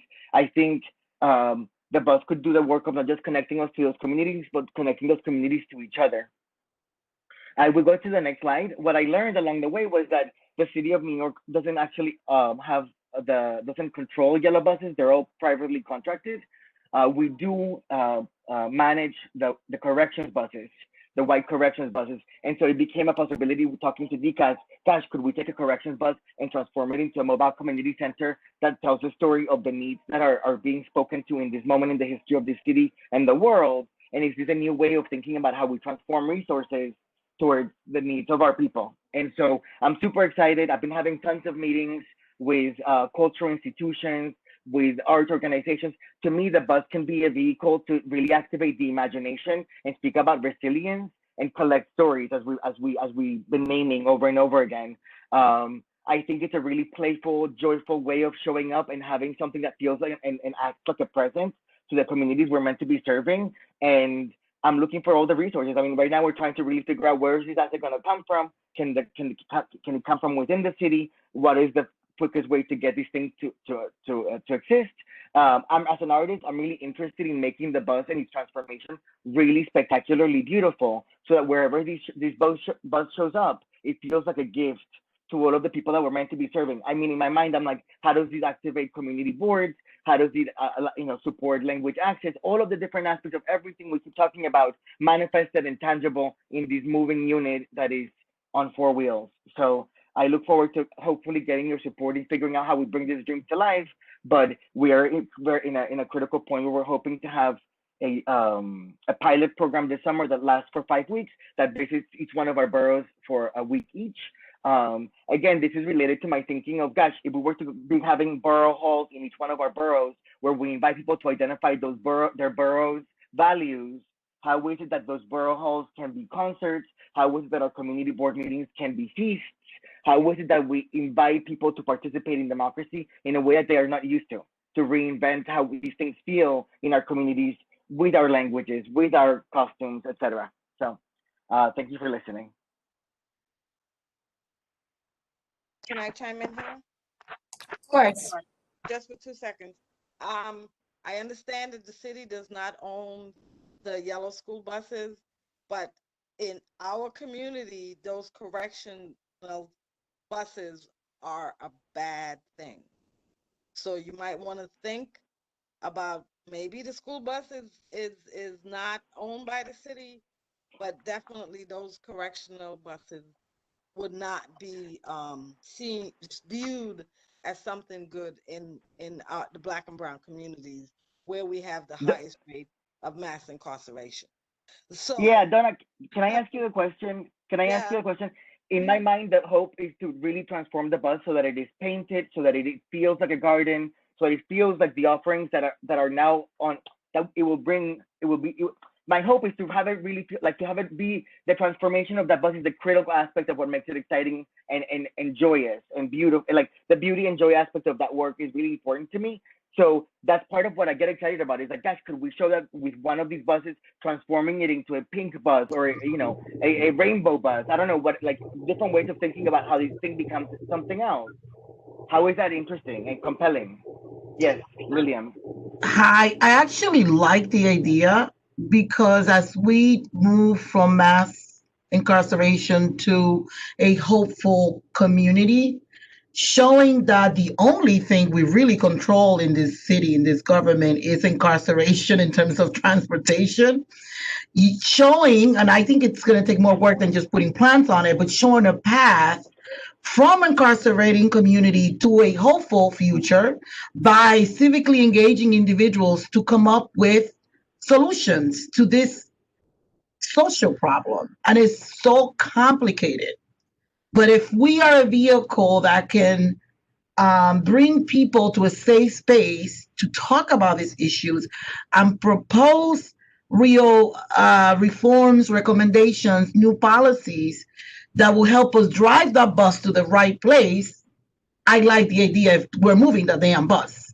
But if that bus is just staying what it is, I'm totally against it. Like my colleague just explained, we are not to promote anything that is wrong or bad, but I am for calling out what's wrong and bad and doing something about it. So if that's the path you're moving towards, I'm 100% in support. I think I just want to chime in, and Donna has been one of the folks who've continued to remind us about this, is the importance of involving justice, involved communities, and young people in civic engagement. And so I think that one of the ways we're thinking about this is if we could transform a Department of Corrections bus that would sort of symbolize that kind of engagement, as you just said, Lillian, just to integrate civic engagement and connect the dots. And one thing I haven't mentioned before, but we are actually in conversation with Manhattan Justice Opportunities, which is an organization that deals with alternatives to incarceration and integrating civic engagement into the alternatives planning that their clients go through. So we're working with them on that. So it does sort of connect a little bit in those ways. And I mean, we can just we can keep talking about this. We actually don't know if it's practically feasible right now to do that particular type of bus and transform it. We still have to figure that out. But Donna, your feedback is very helpful. Yeah, thank you, Donna and Lillian. And Lillian, yeah.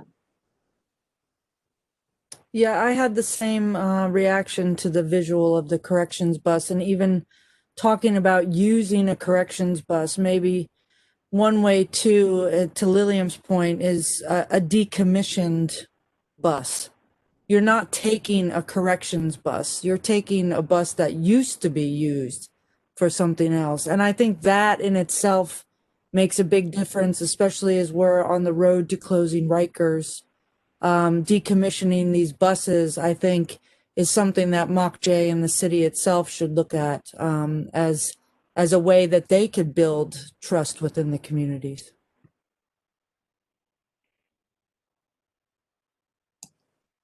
I don't know if I know that Yasmani and I believe Francis and Leslie also have been part of the conversations on this. I don't know if you want to add anything more here.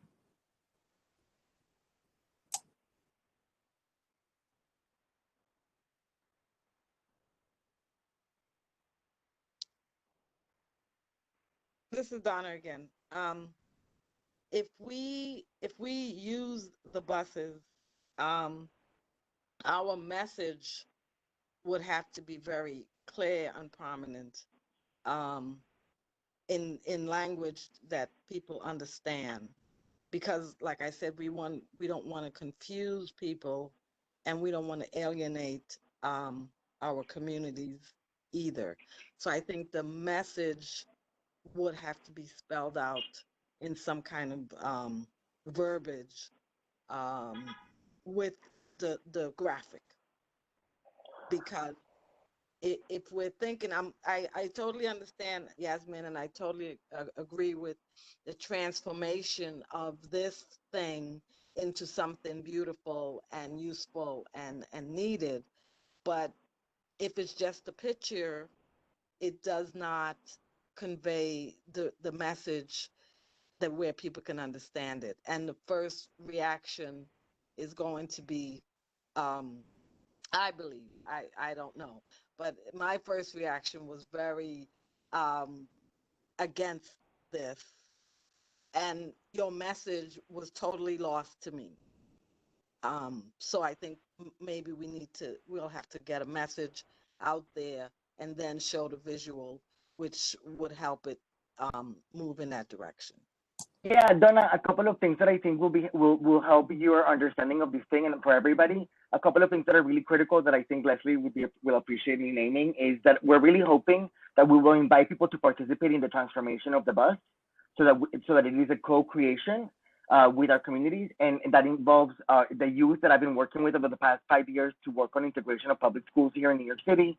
I mean, excited about inviting people who are participating right now through Coro and the participatory budgeting process that we're developing. But I'm also really interested in sharing with the city that the bus is coming, and to ask people to invite us to meet them where they are. And so literally building a communications campaign that says, hey, the People's Bus exists. It is a creation of the artists with the Commission of Civic Engagement. We are collaborating on making this dream a reality together.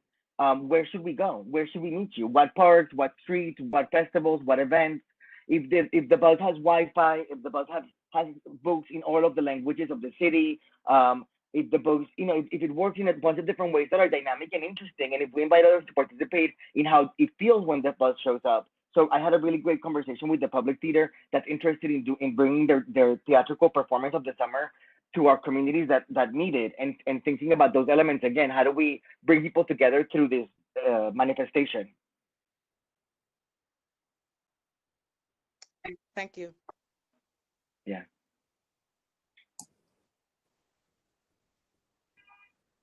I think, Donna, I really want to thank you for sharing that point you just made about how just even seeing the visual of the bus might not, allow people to just process what's coming right after the visual, right? Like that's like a trigger, could be a trigger for communities. And I think, we've been also talking about how if we're talking about joy and just a lot of civic engagement has been very, like, we need to pay better to have a restorative, a just civic engagement, need to really pay attention to people's hearts and like how we really create space where we're not,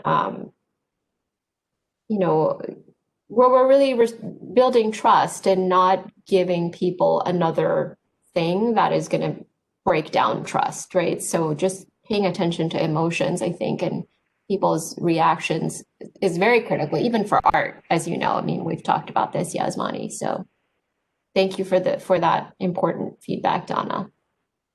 Yeah, thank you. And Eve is pointing out, make it an emissions-free vehicle.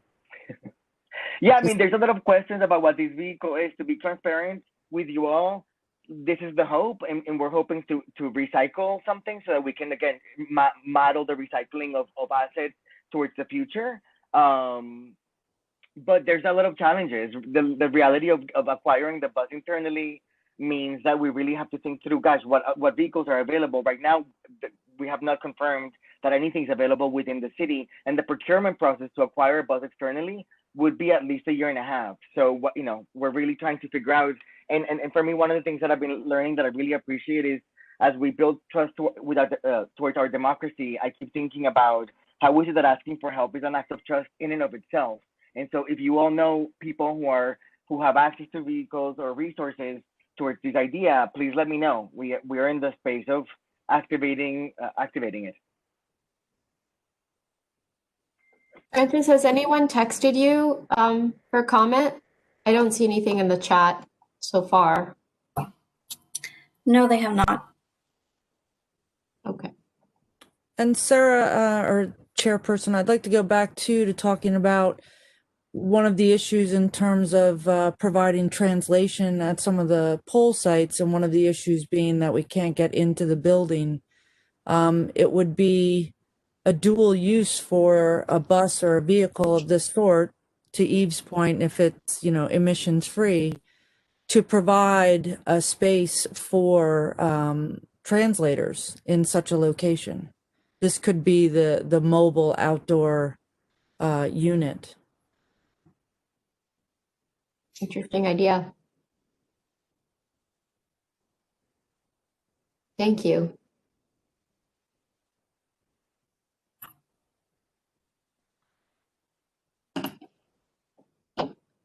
Would anyone like to add any other thoughts about Yasmani's idea and what we're trying to build out in the coming months?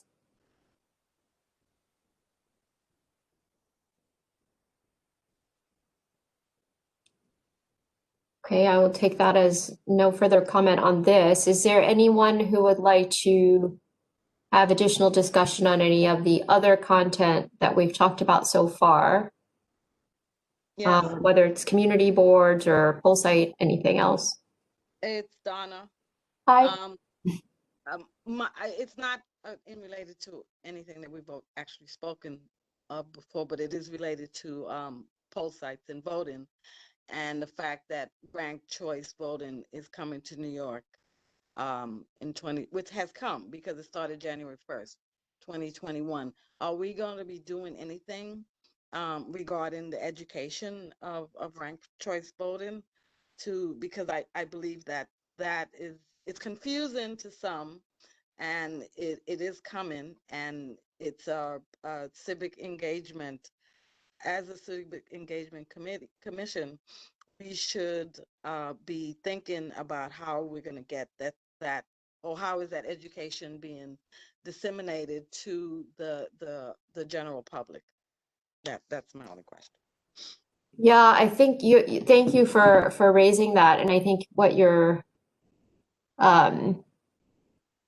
it's going to be really critical for us as a commission to get involved in that work. And we've already been having, a series of interagency conversations around what that work will look like for the city. And one of the concerns, that I think we and our city partners share is just what is the reach of, these educational initiatives that will be taking place. And we're looking to work with BOE, obviously, on making sure that our own interpreter training is going to reflect the changes to ranked choice voting. In addition, talking to CFB to make sure that, they're also trying to connect with a variety of city partners. So part of what you all can do is help spread information about CFB trainings and encourage more, folks to sign up for that. There'll also be public education, media campaigns that will reach communities. And we're specifically right now working on we were asked by the Queensborough president to help put together a training for community board members on ranked choice voting. So that's something we're working on right now to help connect, the training resources to that space. So we will definitely play a role in that way of connecting the dots, and people come to us with training requests, making sure that those requests are being filled. In addition to that, we will be ensuring and helping to ensure that the materials that are created for ranked choice voting are translated in the languages that we're serving in that are beyond the Voting Rights Act languages, which, CFB and BOE will have translated materials in those languages, but not the ones, that we're serving in addition to those. So we'll make sure that those translations happen. And one of the conversations that we're trying to see how it can happen is that, the census actually put down a really beautiful, civic infrastructure, right? A very diverse civic infrastructure to make sure people filled out the census form. So how do we tap into that for some of the ranked choice voting work? I've been actually talking to colleagues at the Census and Democracy about this for several months. And one of the things that, we're hoping will happen is that the philanthropy sector will kick in and really, contribute to this effort, because it's going to be very necessary, as you said, Donna, to make sure we're reaching a variety of people. So, and also, if you hear of needs and opportunities and you think, there's a space for CEC to get involved, or even just to help connect people to training resources, we can definitely do that, and really welcome you to keep reaching out to us. And also there is a train the trainer, right? So if people are interested in getting trained to do trainings, there's that option as well. Sarah, just wondering, can this and should this commission host a public forum where folks could get a real presentation and their questions answered about ranked voting? Yes, I mean, so the Campaign Finance Board is actually hosting trainings right now. There's opportunity to sign up, so we can share those the dates with you, what we know so far from the website, and then if you'd like to sign up, that's really, they are sort of the key provider of the trainings. Like they've developed the educational material and the content. So we would be working with them to help deliver the information. And I've also encouraged the staff, all of our team, to go through the training ourselves because we need to learn it ourselves. I think Mark would like to speak. Thank you. Yeah, I think you've already really covered it. Thanks. The point that I was going to introduce is that the first, we shouldn't overlook the first step of our participation in ranked choice voting being that because it is so confusing, even to people who are deeply inured into the political processes, that having our translators be, pardon the term, fluent in ranked choice voting is going to be quite essential, and we shouldn't overlook that as one of our contributions to that process. But I agree that there could be other trainings and so forth. So thanks. Thank you. Yeah, Anthony also asked a question about what we'll be doing to help educate the community, and I think, you know, as I mentioned, we are working with the Queens Borough President, especially leading up to the specials that are happening in Queens. And then, you know, we actually started talking yesterday. We talked with Brick Media to talk about developing community events. So we would partner with, you know, our agencies and CBOs on events to help promote greater awareness about ranked choice voting. Another space where CEC is going to be active is with the Racial Equity and Inclusion Task Force. There will be work happening in the areas that have been impacted by COVID, like with the highest rates and least access to testing. And these are also areas in which we will, you know, be trying to make sure that ranked choice voting education is happening. And Daniel, thanks for putting information about the Campaign Finance Board into the chat. We'll make sure that you have that in the email afterwards as well. And Rank the Vote NYC also has training, and they have training for people who want to be trainers, and they will also come out to organizations and train. Because as a matter of fact, my community board had a training last night at our general board meeting. That's great. And so, and you know, that information is there as well. So as much information as we can get. The Campaign Finance Board training, which is happening, which I am attending in about, well, tomorrow. No, later on tonight at 5:30, there's a training. Oh, okay. Finance Board.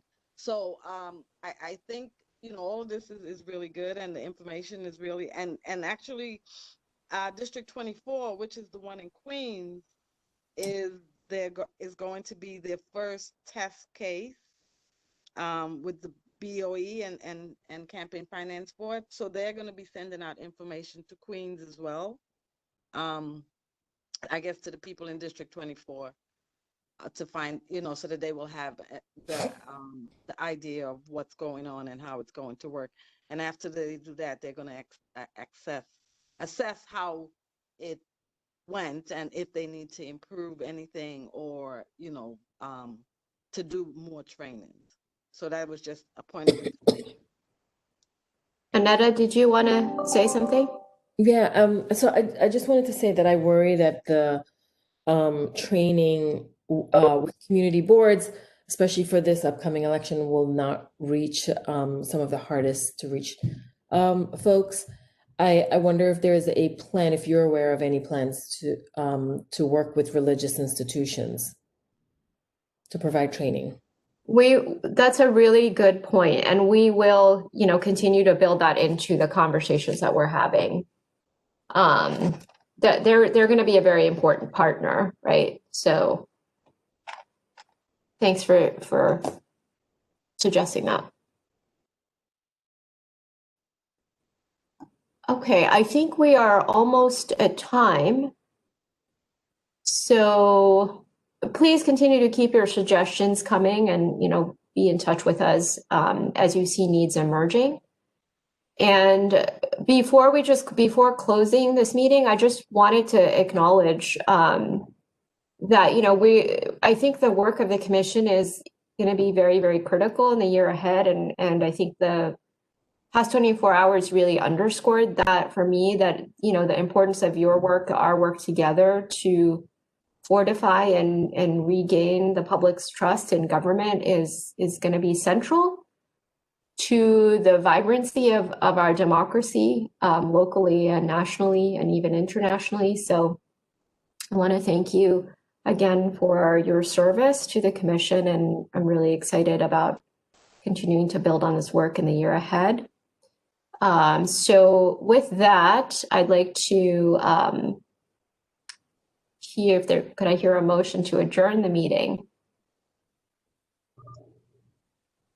So moved. Second, thank you. The motion to adjourn has been seconded, and all in favor, say aye. Aye. Aye. Aye. Any opposed, say nay. Okay, the motion, I call this meeting. Thank you again. Great meeting. Thank you very much. Be safe. Take care.